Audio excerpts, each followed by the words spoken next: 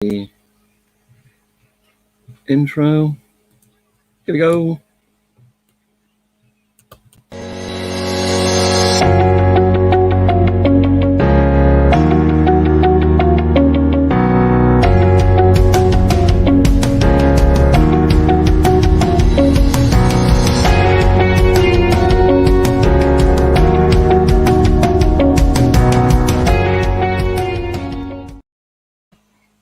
Hello folks, it's Skeptics in the Hub time again.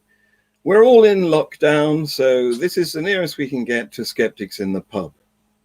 Now, you will all be able to take part because you'll be able to make comments. And if you want to ask questions, can I ask you to put a Q at the start of your comment? Because otherwise, I know what happens. You all start talking about each other and to each other. And I never know which of your things to post. So if you've got a real question, cue it, please. Now, today we're dealing with archaeology. Very interesting subject. And I have a real live archaeologist to talk to us about it. Paul Duncan McGarrity. Here he is. Hello, everyone. Hello. How are you doing? Yeah, we're fine. Thank you. Locked down and what are we doing? Socially distancing. I don't know how many miles away you are, Paul, but it's enough. Just in North London. I think I'm just about safe. Oh, right. Yeah, it's probably about 60 miles from where I am on the south coast. Yeah, I think that'll fall within government edicts. We're all right. Yeah. I can breathe in, basically. That's the only thing. Good. Right. Well, archaeology. What is it? I mean, I know nothing about it really. So is it like a cross between science and history?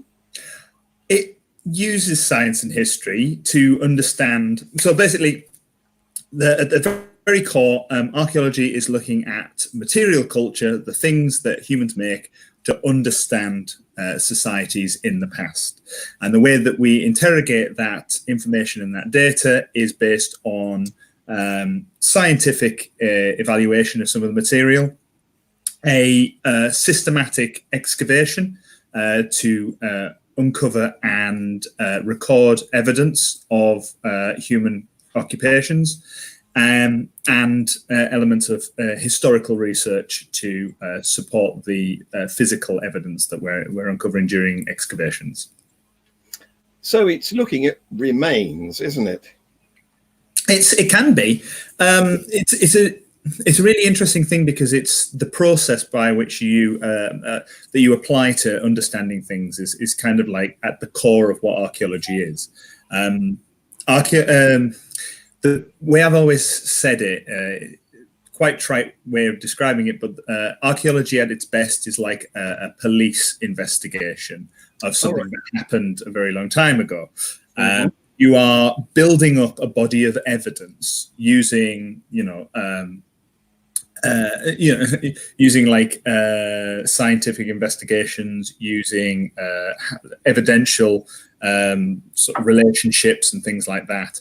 And then once you have built a body of evidence, you're using that to create a best fit narrative to explain why that evidence exists in the way that it does.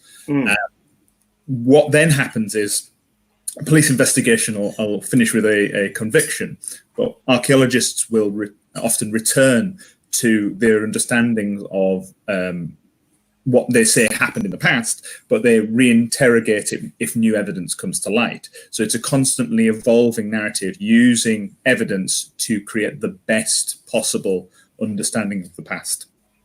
Right. Okay. So it's a sort of stale forensics. Yeah, exactly. Like, we'll eventually solve the crime, just everyone involved has been dead for centuries. Yes.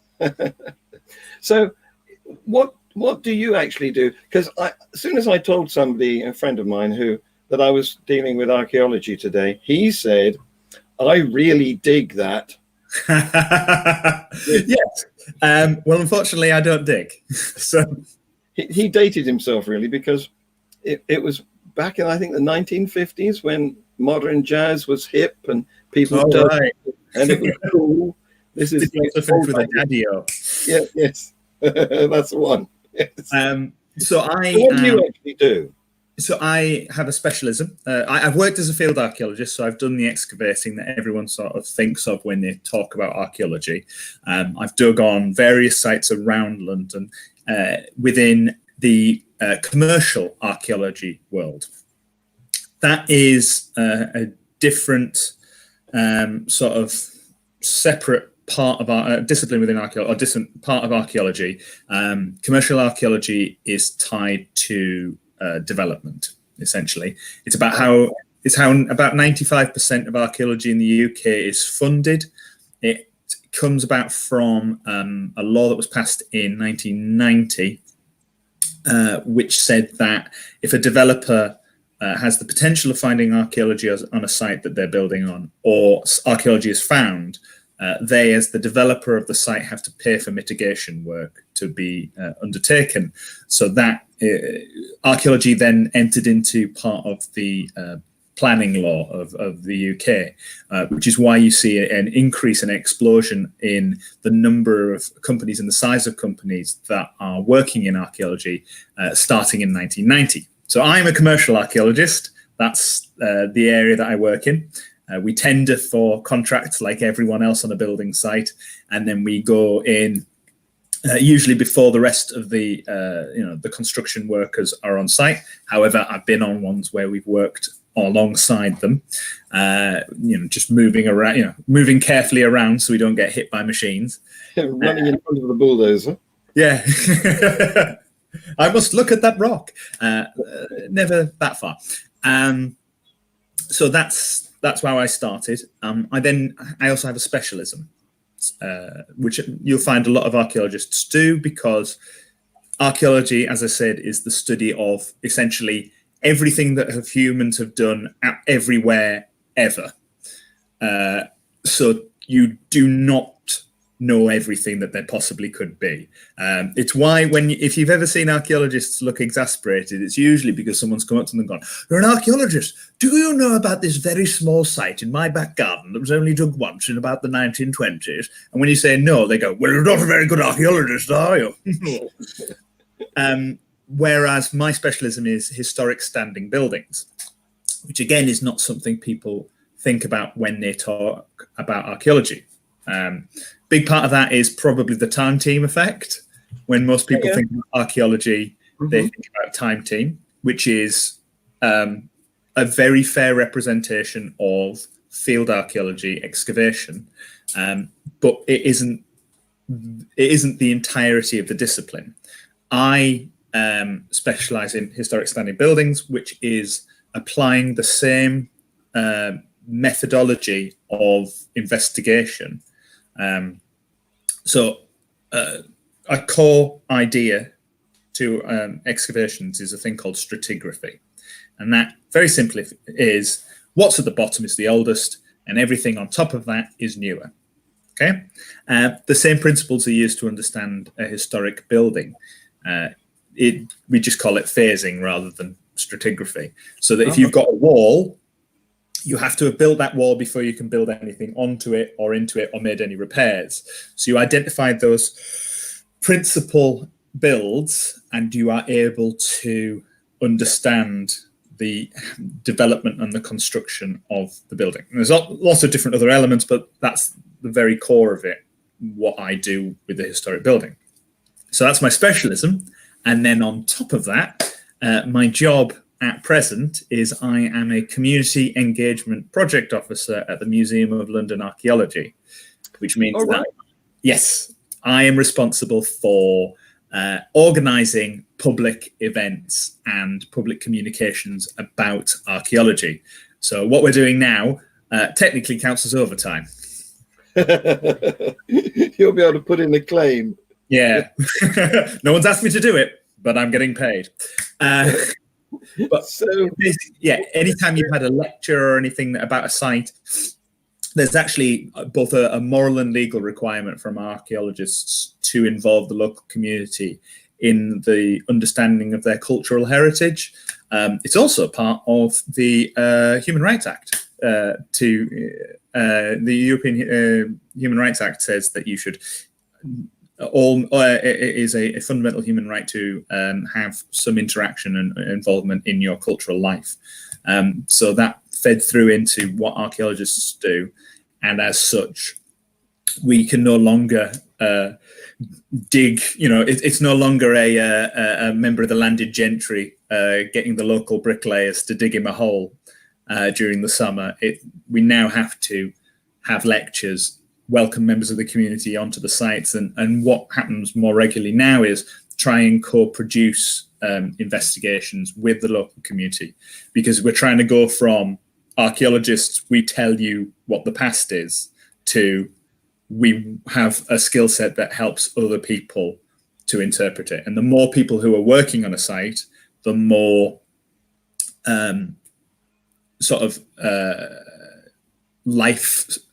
life experiences can be brought into the interpretation, and the broader the understanding of our shared cultural past can be.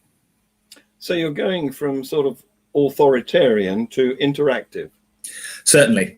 And that was a failing of archaeologists as a discipline for, I'd say, a lot of the 20th century. And it's something that can it's one of those. It's an interesting discipline because you can see it being misused by authoritarians, because if you only have this sort of like state-sanctioned single point of understanding, if our past is controlled, it can lead to very negative consequences of that. A very myopic view of what the past is. If it is a shared cultural understanding, it goes a long way to have archaeology. The move at the moment for archaeology is to think of it less as we dig holes, we tell you what's there, as the therapeutic and cultural advantages of doing archaeology. Things like working with at-risk youths, understanding their local environment, and working with and trying to engender an interest in their cultural heritage, has proven therapeutic effects on people. Give them a pride in their surroundings. Exactly. Yeah. So, and people are interested in what, you can tell people are interested, because anytime I've introduced myself at a house party as an archaeologist, I will get cornered by someone who wants to talk to me about something from the past. Yes. People are interested, and using it in the right way to make sure that they everyone owns it, it's not controlled. And accepting this sort of transparency and investigation means that some of the history is less likely to get swept under the carpet, as must have happened a lot in the past. Well, that's another part of it, as well as I said, the more voices, the more people from different diverse backgrounds who are involved in the work. Like, I am unremittingly a tall, straight, white male. My interpretation of the past, my experiences of the world are from a very specific viewpoint, but there are certain elements that get missed out. If you read histories, for example, the histories of women is limited. They don't appear in historical records, but you can find information about the lives of women in the archaeological record, because it's the same problem with gatekeepers. The people who are creating the historical records are inherently biased. There are potential for inherent bias within what records are being kept.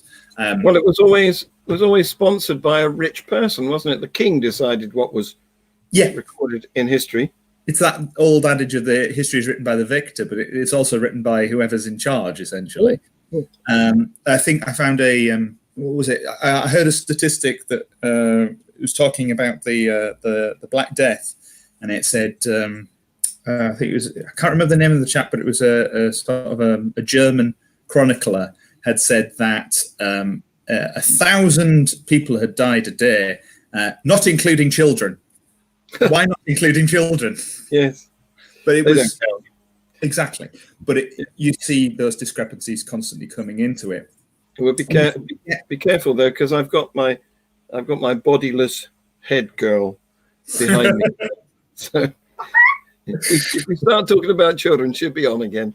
Oh no, not the floating head.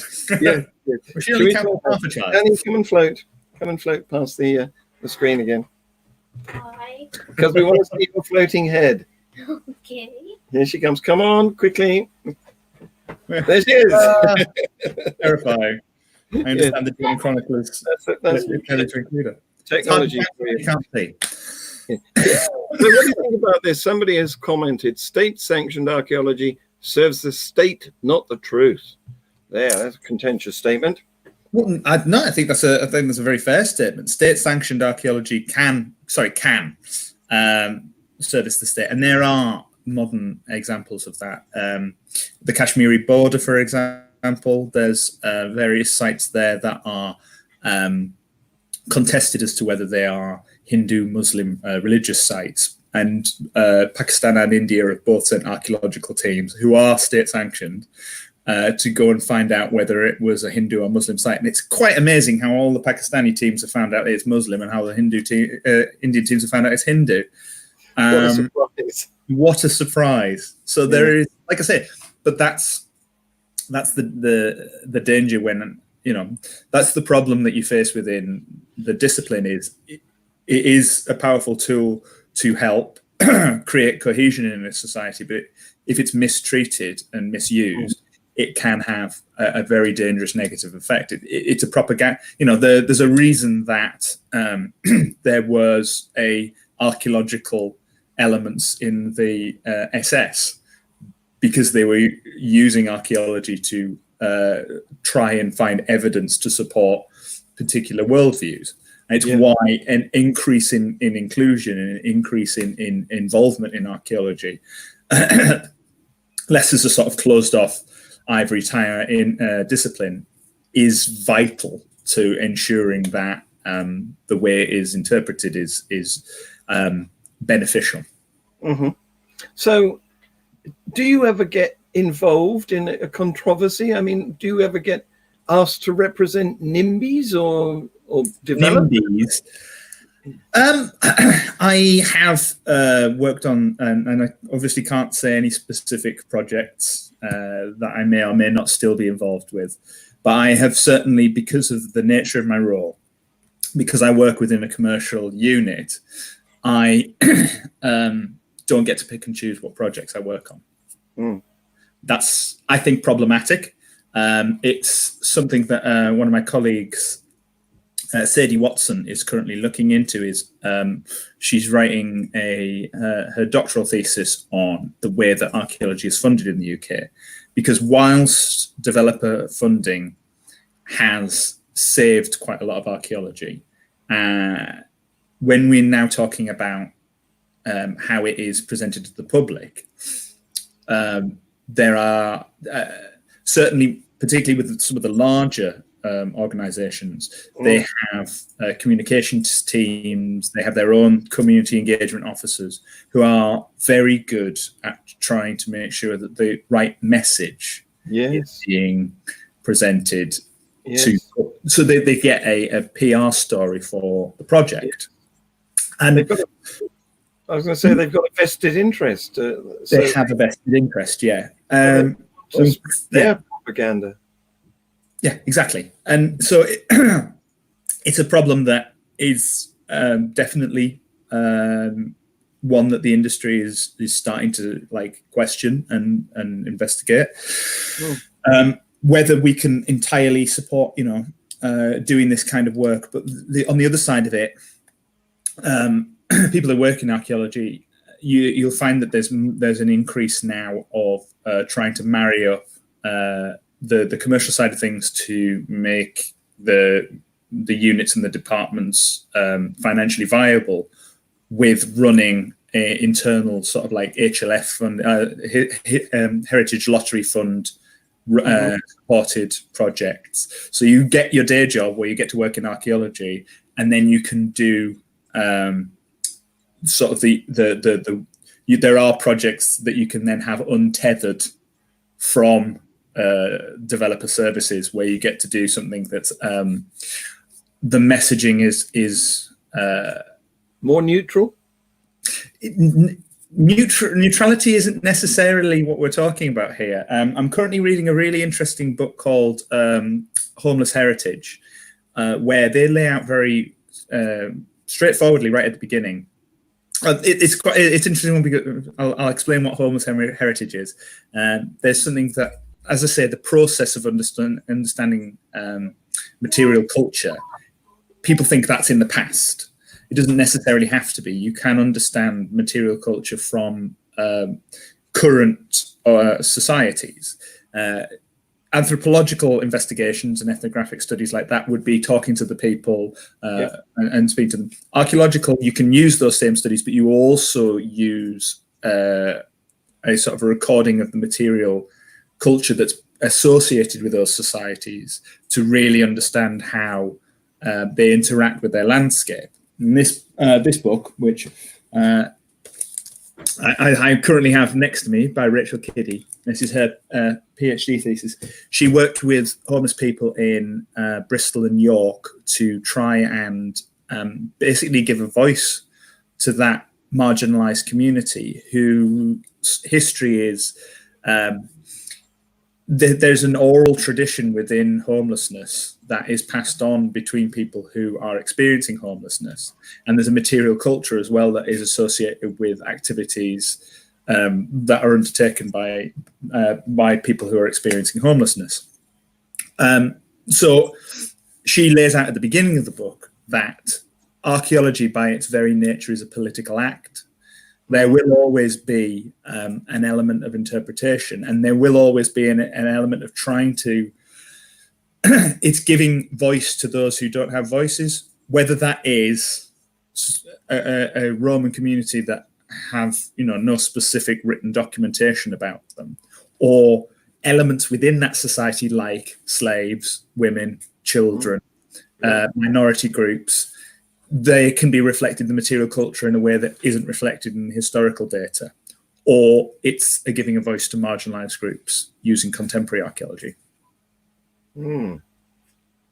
Yeah, I can see it's a can of worms, basically, isn't it? Yeah, it can be, which is why we really need to see. I'm a big advocate for overhauling how funding in the industry is done, and why I do a lot of work outside of my day job, just to feel good about myself. to feel clean, I suppose.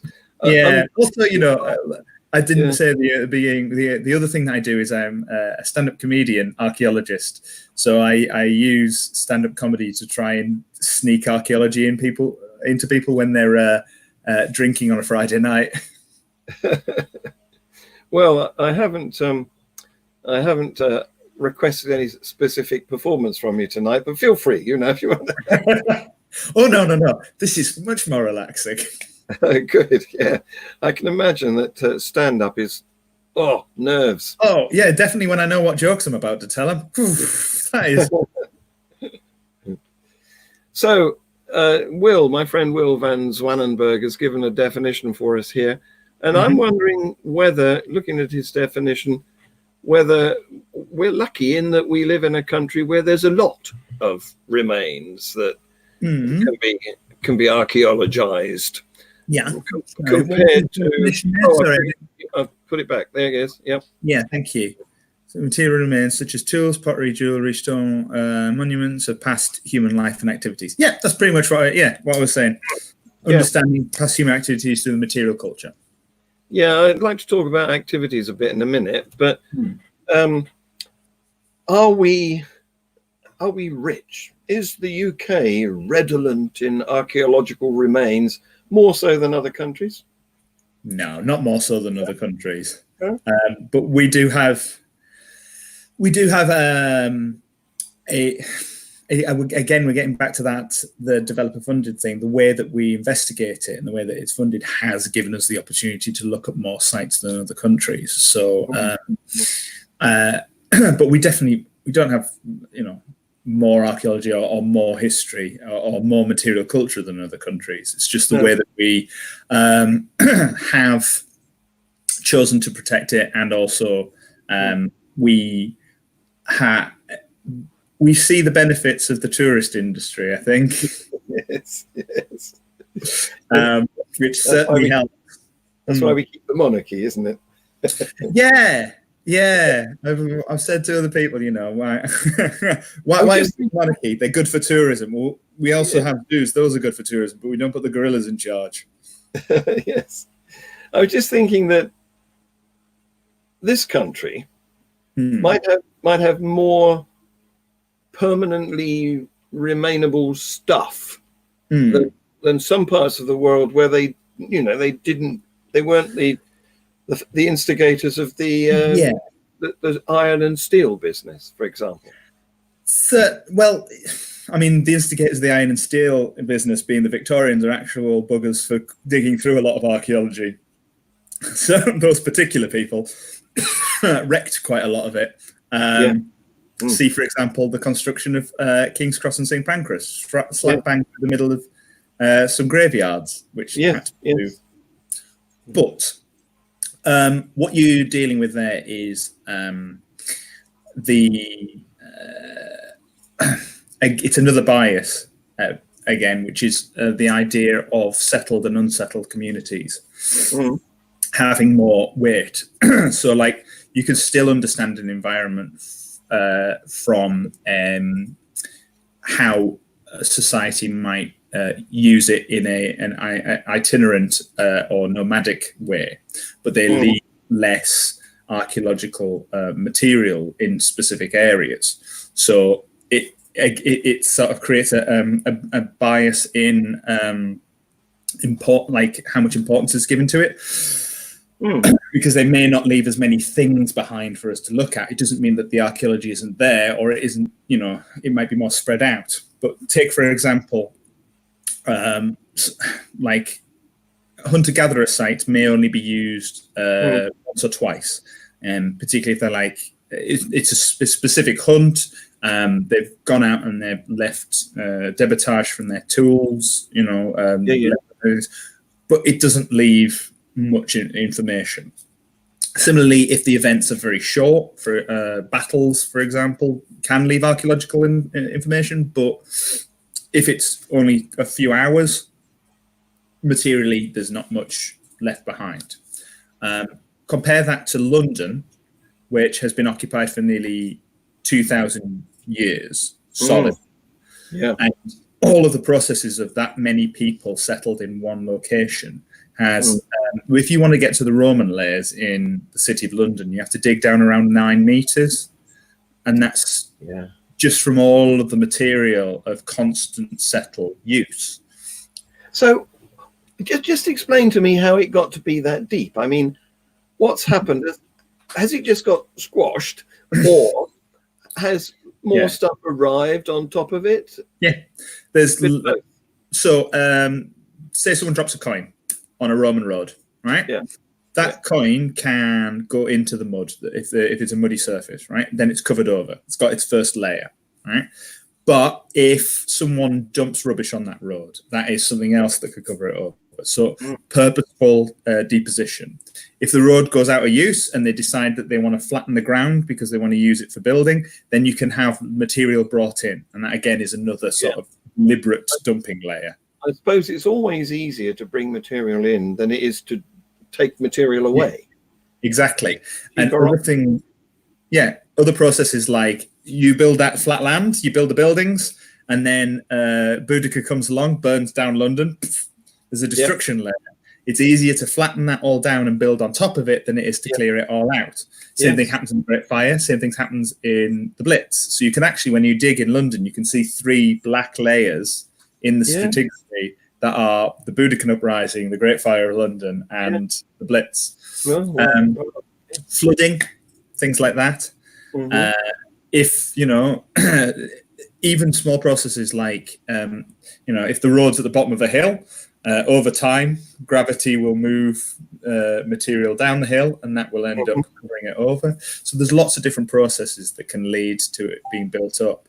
over time. And London's had 2,000 years for it to happen. And same with like York, Bristol. Yeah. Intense occupation leads to increased levels of archaeology. And because you can see more of it, people... We've got an example of that right next door, where the previous buildings were demolished, and rather than carry them away, they just flattened them a bit, which means that the houses next door are built about 3 foot higher than our house. Which is exactly. Our house is 200 years old, and theirs was built in the 1980s, 1970s, and it's 4 feet taller before the ground level, just because of the junk from previous building. Yes, and that junk is archaeology. Yes. So where is the London Museum of Archaeology? I've got some sort of feeling it should be near the Tower. So the Museum of London is where is that? Barbican? Yeah. Museum of London Archaeology used to be part of that organisation, but is no longer part of it. It is an independent thing. So Museum of London Archaeology's offices are near Old Street in East London. We are not a museum. We are, as I say, an independent commercial unit. Right. So you're not far from the Shakespeare Theatre, then, maybe. We have excavated the theatre, the curtain, and the boar's head in the last 4 years. Right. Yes, we see it. It's one of our specialisms is excavating Elizabethan and Jacobean theatres. There's potential we might do another one soon. I can't say which one it is, but it's in the pipeline. And we were also involved in the excavation of the Rose. Yes. Yeah. And I personally excavated on the curtain. It was great. A claim to fame. Oh, it was brilliant. I can show you pictures of the curtain if you like. I've actually got... yeah, go ahead. Put them up. Yeah. Hang on. Yes. If you give me a second, I will... Well, I'll talk while you're doing that then. Because I've had a message from my friend Tavian, who was going to join us and talk about the older sort of archaeology, which is paleontology. I'm not sure whether I've described it correctly there, but I would say not. It's a sort of layman's version. Yeah, he's not going to be able to join us, so I'll have to ask the questions that he might have done. No worries. I've got the picture up if you want to have a look at the curtain. Right, let's do it. So can you see that on screen? Now, here we are.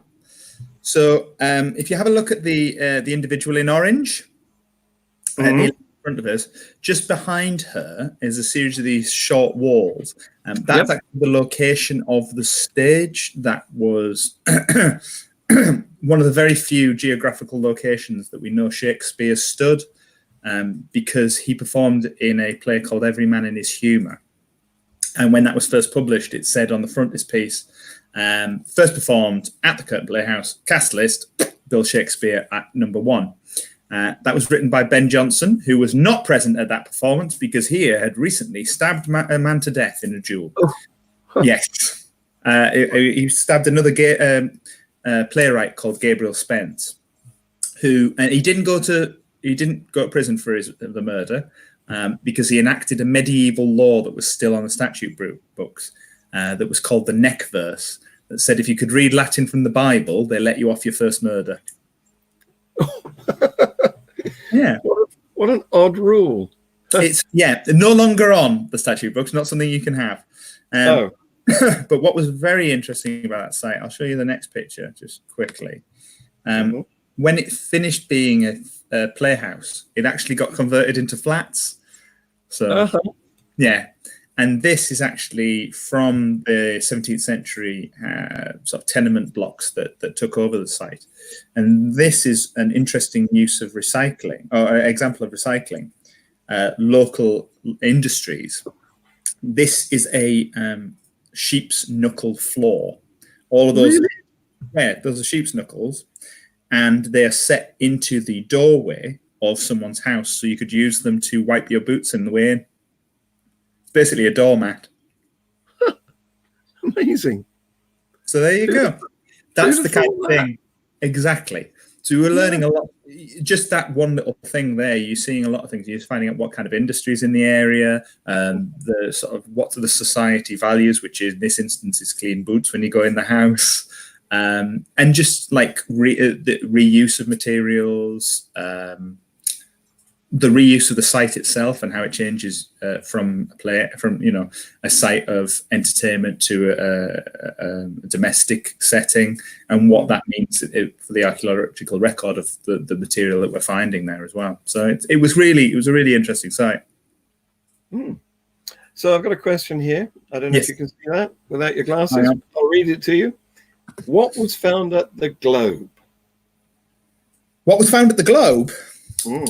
Boots. They found some boots, I think. Was that right? Or was that the Rose? They found sections of the supporting wall, foundations underneath. So there was like a line of brickwork, I believe, that the timber was set on top of. Beads. Oh, and they found the finial tops of money boxes, which are they're brilliant. They're sort of like a little ceramic nipple on a round sort of ceramic jar. And it had a money slot in it and no way of taking it out because they were sort of early anti-theft devices. Oh, right. Yeah, so the only way to get them out was to smash them. Yeah. And they're brilliant for archaeologists because obviously they're an item that are single use. And so you find hundreds of them when you're on a site of a playhouse. And they're very interesting as well because obviously the money gets collected, penny to enter into the building, penny to go into the galleries, and a penny to get a cushion. And then all of them were taken into an office at the back where they were broken, and then they were put in a box in that office, which is where the term box office comes from. No, really? Yes. Wow, interesting stuff. Thank you. So no recycling of them then? No. Oh, that's something that they found at the Globe, though. They did find something with regards recycling. They found quite a lot of nutshells that they think were linked to the local soap making industry. And so it was, they found it as part of the floor surface. And they think with the other excavations on the other sites, they wanted to see if that was like a regularly used floor surface. And actually what we found is that it varies from site to site what's there. So again, it's making use of whatever of like light industrial stuff is just being thrown away, what material they can gather. Because players prior to the construction of the playhouses were considered, vagabonds, thieves, and liars, sort of thing. They were an itinerant lifestyle, and it's actually there was a piece of legislation that essentially said, if you want to be in a acting troupe, you have to be able to give us an address, and that's why they started building the playhouses in the first place. But they were not rich, and so they were just trying to gather whatever material they could to build the site. The Globe itself is actually the theatre in North London, due to a dispute over land ownership. The playing company, the Lord Chamberlain's Men that Shakespeare was a part of, stole the building while the landowner was out of London. They went with a team of carpenters, and over several days they pulled the whole building down, put the material on carts, and took it to the South Bank and used that material in the construction of the Globe. So it's not entirely. The Globe is much larger than the theatre was. And people take that as like this kind of like thumbing their nose at the landowner. But what it actually is, it's not until the Victorian period that labour costs outstrip material costs. So when they were not being able to play in the theatre, all of their money was tied up literally in the timbers of the building itself. Right. So to be able to survive, they needed that back off them, and they needed to make use of cheap material when they got to the South Bank. So, Yes. So, no, it's a sort of early form of parquet flooring, maybe walnut shell flooring. yeah, very nice. So, John Long is asking here, how about the Black Death, anthrax, and the genocidal use of big terrorism by the Chinese? That's an archaeological project and a half. Bioterrorism, I don't know what that's about. No, neither do I. I think that's probably not a project I'd do. No. Sounds a bit of a difficult one to me. Well, it's a bit disparate. Those are several different. I don't think it'd pass Viva. So then we've got talk about the digging of Crossrail or the Elizabeth Line project. That's staying in London, isn't it? But it makes me think, surely there's a lot of archaeology that's going to come about as a result of HS2, if it ever happens. There is a lot of archaeological work that's already been done. All right. Mm-hmm. Yeah. And some of the information can already be found online. There's the process by which people are being informed about the archaeology is already underway, well in advance of any of the construction. The question you have here with regards to the digging of Crossrail, I worked on the excavations. So I can tell you that, yes, there has been much archaeology found during Crossrail. The site I worked on specifically was under or next to Liverpool Street Station, in advance of the construction of a ticket office there. And we were excavating through the site of the Bedlam, or St. Mary Bethlehem Hospital, which is better known as Bedlam. It was a really, really interesting site for a couple of reasons. I mentioned it earlier, but the Victorians did a lot of damage to the UK's archaeology by just ploughing straight through it.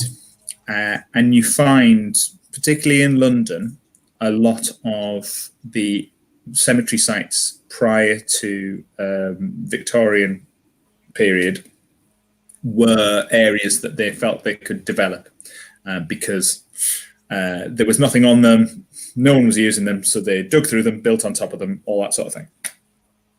Which means that the Crossrail site was reasonably unique because it dated from the 16th, 17th century and had been capped with a road pretty much since its closure. Apologies. Which means that we were getting a look at a population that in quite a large number that doesn't normally appear in the archaeological record, particularly in sort of like well-defined graves, so that you can identify an individual. The second thing that was interesting about that site was that it was an overflow cemetery. It was not linked to a specific parish. So we had people from the very highest echelons of society. There were several Lord Mayors buried in there, all the way down to several sort of like, my favourite, there were some agitating levellers in there from the English Civil War, and there was a chap who was shot for basically trying to get his fellow men paid by the grandees of the parliamentary forces. They essentially went on strike at Bishopsgate, the Bishopsgate Mutiny, and one of the chaps who was leading that was shot at St. Paul's and buried at the Crossrail site. So we have from the lowliest soldiers who are trying to make society better all the way up to Lord Mayors, which meant that we saw a cross-section of society from a period we don't usually get much evidence of. Hugely important to try and understand the it covers a period like the outbreak of Black Death in 1665. We had plague pits there, which is evidence that you're able to then feed into an understanding of how who was affected by the disease, how it had spread, sort of like, was it within familial groups and things like that? So you build that in evidence into understanding how plagues and things transmit, and that evidence can be used in modeling modern diseases. And I can't imagine how that would be useful. Not relevant today, no. But it's certainly something that site fed into. Yeah. And below that cemetery was actually a section of Roman road, which was quite nice, quite interesting to look at. Lots of interesting finds in the ditches on either side of it, but also because of the people buried on top of a road. People were buried on top of the road. Yeah, the road was Romans. So the people were buried next to the Roman road. There were Roman burials for a start, because that's what they would do. They wouldn't bury people inside the city. They'd bury them along the roads leading out. So we had Roman burials and a Roman road. Then when the Romans left London, the River Lee that was on that side, essentially what happened is it wasn't maintained. So where it went through the Roman walls, basically clogged up, and that whole area became marshland. So that's why the road gets covered over. The Lee starts flooding and various other things. And it's nice and easy to dig for a graveyard. Yes, because then they sort of like alter the course of the Lee and various other things, and that's when you get this open ground that's now been dried out and is perfect to put a large cemetery in. So what you're talking about there is activities. You're talking about events now. You're not talking about remains. You're not talking about bones and pottery. No. You're talking about things that happened. Yes. And it's interesting that you can derive inferences from physical remains about what went on. Yeah. Yeah, that's... Sorry, I was going to say there must be a limit to that.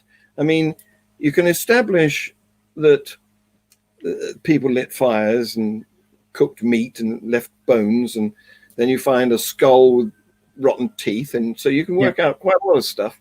But you can't do the sort of day-to-day dramatic happenings. You wouldn't be able to recreate an archaeological EastEnders series. No, and nor would you want to. I think the strength of archaeology is speaking to experiences of sort of the general terms of people who are the common folk. Like, you're looking at what those activities are from day to day. Yes, there's a limit. I can't be like, Sandra and Keith don't talk anymore because of, I can tell. Except, of course, you can, because we found letters.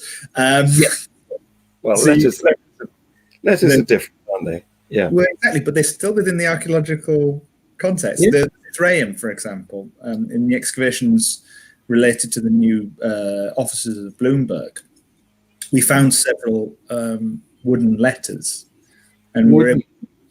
Yeah, so it's the wax tablets, but people have pushed too hard, so you can see how they've cut through the wax, and you can actually read some of the. And there's a wonderful one which basically, once you're able to, it's very clever. People use like raking light to be able to pick up very light indentations in the surface, and there's a wonderful one that's like, you shouldn't give this person money. Everyone knows that he's not to be trusted, and you look like a fool. Well, times don't change much, do they? No, that's the one thing you find is like, that's why I'm talking. It's good to talk in that you see it more in a general sense of things. It's not like necessarily that person's one individual thing. Yes. You can speak to certain events that have happened to someone in their life if you are looking at their skeletal remains. What people get mixed up there a lot is they think that when we're looking at human remains, we're trying to understand how the person died, but we actually find out far more information about what their life was like. Yes. So we can't say what they did on Tuesday, but we can say whether they did heavy labor, because it will affect... you get some small nodes. If you lift things. If you don't bend your knees when you lift things up, you can get these like little abscesses in the spinal column. If someone has a very sort of calorie-rich diet, you may get something called dish, which looks like half of the spine has melted like candle wax. It's a buildup of bone, but it tells you something about their diet. But it's most regularly seen in the medieval period amongst the clergy. So now we're seeing something about that particular aspect of society and the diets that they have access to, and the fact that we don't see that on other people tells us something about those lives. So no, that's their day to day, but we can build up a picture of lives of people that aren't written about. Interesting. So they ate a lot of cereal. I think they ate a lot of meat and mead, and then their spine. So this is Friar Tuck, isn't it? Yeah. It's very Friar Tuck. So we're coming towards the close, because I don't like to run these longer than an hour, because it gets past my bedtime. Fair enough. But I did want to talk to you a bit about dating. Now, yes. I'm not talking about Tinder here. Right. Talking about working out the age of things. Because I get involved in quite a lot of discussion, we'll put it like that, with believers, and they like to rubbish the accuracy of things like carbon dating, and they also think that carbon dating is a useful tool for paleontology, and I have to explain to them that the half-life isn't long enough. No, it's not. So can you talk to us a bit about that? Well, because I'm dealing with the human past, we tend to use things like C14 works for us very well, because obviously the half-life of C14 is well within the uses for human occupation, but stratigraphy actually can form an important part of it. Understanding how the layers build up, certain processes. I suppose in the case of archaeology, the layers are pretty much undisturbed. They've not been, there's no orogeny gone on. They haven't been pushed up and they don't get pushed up. No. You can have processes like at Great Zimbabwe, for example. There was an archaeological excavation looking at the spoil heap that was created by the Victorian miners who were only digging on the site to recover gold and things that were kept there. They were basically looting, but because they took it out they dug down and threw everything over here, the archaeological excavation did it in reverse of their spoil heap. Upside down, yes. Yeah. So they tried their best to recreate what had been destroyed. But normally, when we're looking at dating, our dating evidence is things like dendrochronology, understanding tree ring data and things like that, which is incredibly accurate. Some people with more patience than me have been able to overlap the tree rings for various sort of like geographical locations, and you can literally check your tree ring sample against the data, and you can find the points where the years match, so you can say exactly what year that tree was cut down. It's a natural barcode, isn't it? It is a natural barcode, yes. We also when we're doing dating, we're looking at when like certain you can see, you've got me in the science side of things, and unfortunately I have a BA in archaeology. Airy fairy ones. But it's I can't remember it. It's to do with the luminescence of silica. You can also look at please excuse me, I do not know the specific science about this, but you can work out how long a piece of silica has been buried in the ground by sort of like something to do with when it was last exposed to sunlight. All right. Very interesting. Don't take my word for it. Look that up. Google that, everybody. Yes. Yeah. Age of Silica bioluminescence. Okay. Very interesting. Well, I'm going to see if I can find you another question, but they seem to be arguing amongst themselves here. What? I hope I haven't triggered anything particularly awful. No, not really. No. Oh, it's a great. I'm going to put this up. Look, bark code. Unfortunately, we can't attribute it because it's Facebook user. But whoever you are, feel boosted because it's a good. Remember you. Yeah, we like it. Yes. So right, Black Death, where it came from. I read an interesting article the other day about because we were talking about disease and how the past plagues can be applied throughout the centuries, the evidence of them. Yeah. And I was reading an article about how the 1918 flu epidemic got to West Africa. Oh, because really? it began in Spain, didn't it? It was called Spanish flu. No. I know that's not the case, but allegedly it began in Spain, somewhere in Europe. It was Spain was what was it? Spain was not covered by the same restrictions by other European governments who were currently involved in the First World War. So they had like state-controlled media. So Spain was the first country to widely publish stories about the flu. So it looked like it was starting there, but there's very good evidence that it started in America. Really? Yes. But of course, it was suppressed there because it wasn't good for the war effort. It was not good for the war effort. No. Whereas Spain was neutral. Sorry? Whereas Spain was neutral, so they were free to write about it. Yeah. So anyway, this article claimed that a ship from Plymouth brought it to Sierra Leone, the capital of which is Liberia, I believe. And so it. I think Liberia is a separate place, isn't it? Or is it? Oh, is it? Yeah. Yeah. My West African geography isn't great. So it spread through that city, and then a ship went from there to Lagos, Nigeria, and it spread through Nigeria. And I think 500,000 Nigerians died in the 1918. Sorry. And so it was this one ship popping from hot to hot. All right, fair enough. Blimey. Excuse me. This is unrelated. This is just because I've been talking without a drink for an hour. Well, you should line one up, shouldn't you? Oh, very smart. You seem to be drinking the books that are behind you. Yes. Well, yeah, this is one of the problems with chroma key. I haven't got it sorted properly yet. I think I've got too much brightness so that I get holes in the head. Look at that. Horrifying. Anyway, Paul, it's been great. Thank you very much.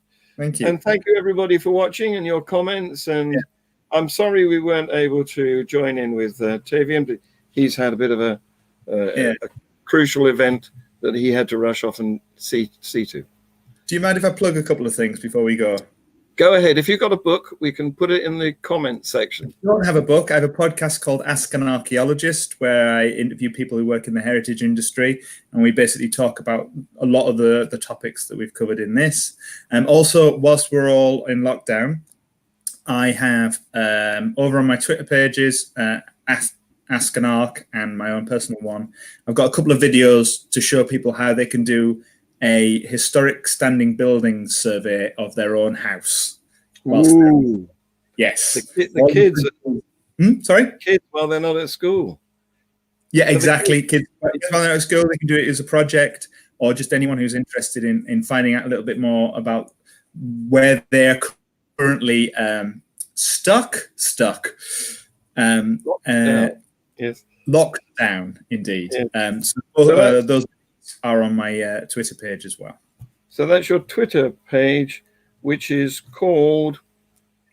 Mine's at Paul Duncan McG, that's MCG, or at Ask an Arc, ARCH. Duncan McG, hang on. And the other one was? At Ask an Arc. Ask an Arc. And where's that? Is that on Twitter as well? Yes, that's also on Twitter. Right. Basically, it's got links to anything that I do, all my videos, all my websites, and all that sort of stuff. Well, this will be up. This will be up in perpetuity. You will be able to join in any discussion and add your plugs too. Thank you. Thank you very much for having me. It was an absolute pleasure. Terrific. Thanks, Paul. Cheers. Bye-bye. Bye-bye.